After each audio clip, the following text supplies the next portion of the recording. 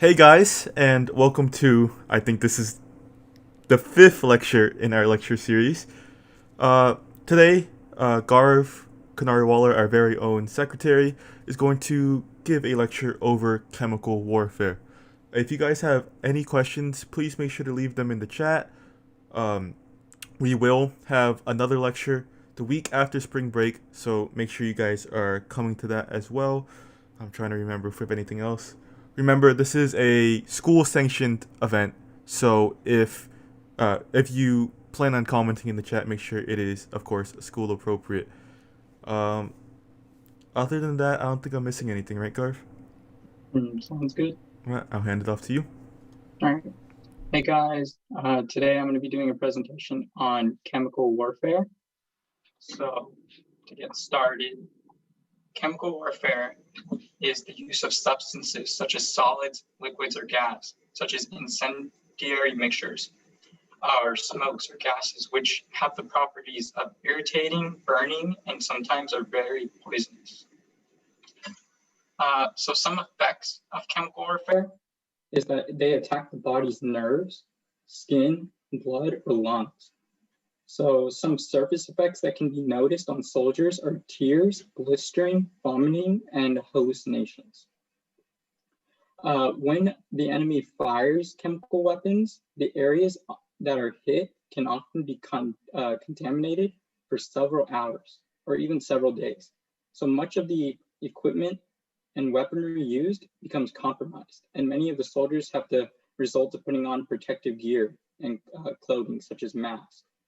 So while wearing these masks, their eyesight often becomes very uh, low, so their efficiency is very low. Civilians, since many battles took place close to big cities, many medical facilities became overwhelmed, and much of the country's resources that were desperately needed for the soldiers were being used on the civilians. So the chemical weapons goal is to harm or kill people. So chemical weapons are very easy to manufacture compared to nuclear or biological weapons. Chemical weapons can enter the body in four ways: inhaling, contact, ingestion, or injection. So most chemical weapons come in the form of a gas. So if soldiers do not take the proper precautions of wearing a mask, they will breathe it in and eventually face many symptoms. Contact can be when machinery becomes contaminated with the chemicals, touches a soldier's open wound and gets into the bloodstream, causes many of the symptoms. Ingestion can be due to the hygiene not being very well in the trenches of World War I and World War II. Many soldiers got sick and contaminated because they didn't have proper conditions. So there are three different types of chemical agents. The first one are nerve agents. So nerve agents, the goal is to attack the nervous system. This often results in breathing difficulties, paralysis, and sometimes death. The way nerve agents are entered is through inhalation or absorbed throughout the skin. Many of the symptoms that can be recognized immediately are a runny nose, tightness of the chest, difficulty breathing, excessive sweating, nausea, vision loss, and death. So one example of a nerve agent is VX gas. VX gas is so deadly that 1 liter of this gas can kill 1 million people, and the effect can last for 3 weeks in one area. If contaminated, you will die in less than a minute. The only known antidote is atropine, which must be directly injected into the heart before that minute is up. The next type of agent are blister agents. Blister agents cause chemical burns and painful water blisters. These gases will attack the lungs, eyes, and skin. Exposure to these agents can be visible in 4 to 6 hours. So you could be fighting and never notice until you just die, I guess. One good example is mustard gas.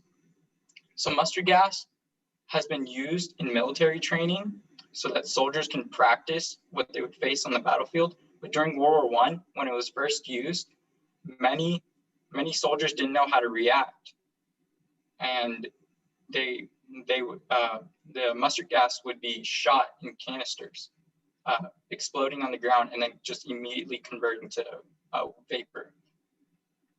The last agent are choking agents.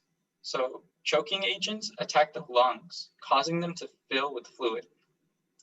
So choking agents, unlike the other two, can be detected by their smell and the irritants they provide. So it's basically like you're drowning in your own body fluid. So symptoms of choking agents include coughing, choking, tightness of the chest, nausea, headaches, and watery eyes.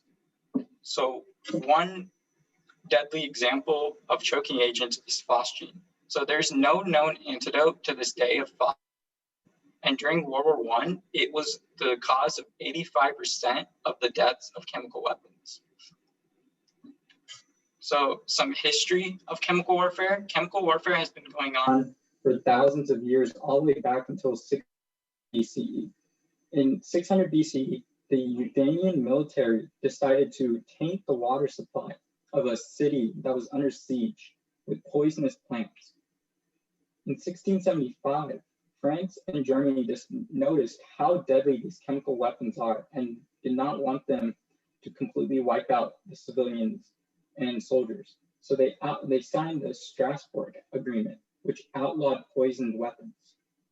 However, 200 years later, in 1845, during the French conquest of Algeria, over 1,000 members of a native tribe were trapped by the French soldiers in a cave, and instead of keeping them under siege, they decided to use smoke and kill them all. In 1914, during World War I, the first chemical weapons were used by the Allies, which decided to deploy tear gas grenades on the Germans. The Germans responded by firing shells containing a lung irritant known as dianisodine chlorosulfate. This resulted in hundreds of French soldiers dying and not knowing the cause.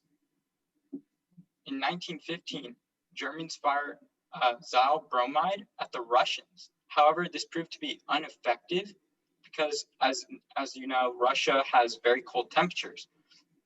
So the cold weather kept the liquid from vaporizing, so it eventually backfired on the Germans. Germans then found the recipe for phosgene, which was used for the first time in World War I, resulting in hundreds of casualties in both the British and French.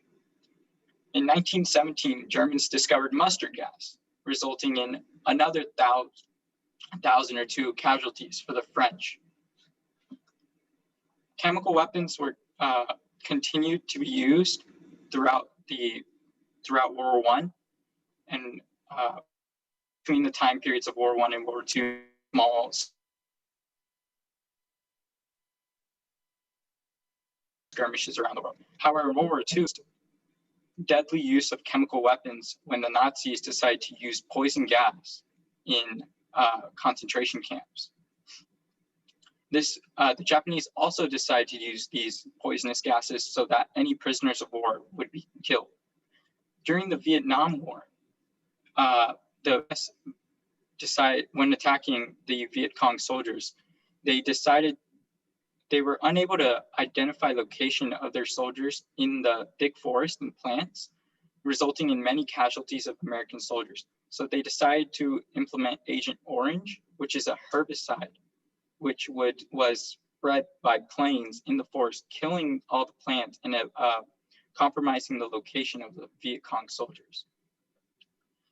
The most recent use of chemical weapons could be seen during the Syrian civil war, when the Syrian government decided to use chemical weapons on their own civilians, which caused lots of global conflict, which resulted in the United Nations intervening and creating a treaty and agreement to completely ban the use of chemical weapons throughout any warfare.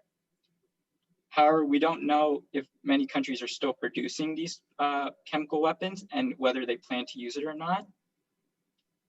So the best plan is to just be prepared and stay safe. These are my sources that I used, and that's it. Any questions?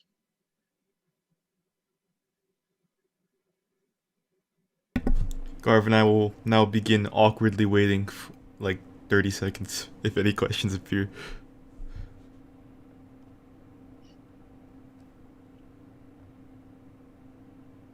If not, the stream is going to be ended, of course.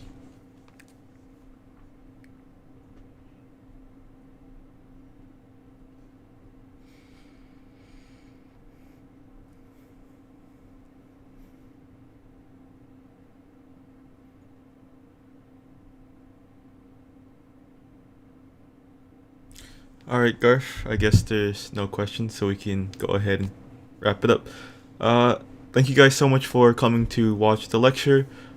Please make sure you guys come to watch the one, I believe it is the 22nd, the week after spring break. We have a very special guest coming for that one. He is a student at Texas A&M Galveston, and he's going to give a lecture over marine biology, I believe. So, if that's something that's interesting you, or if you just want to hear more from a college student, then please come and watch that one. I believe that's all, so I'm going to go ahead and end the stream. Thank you guys for watching.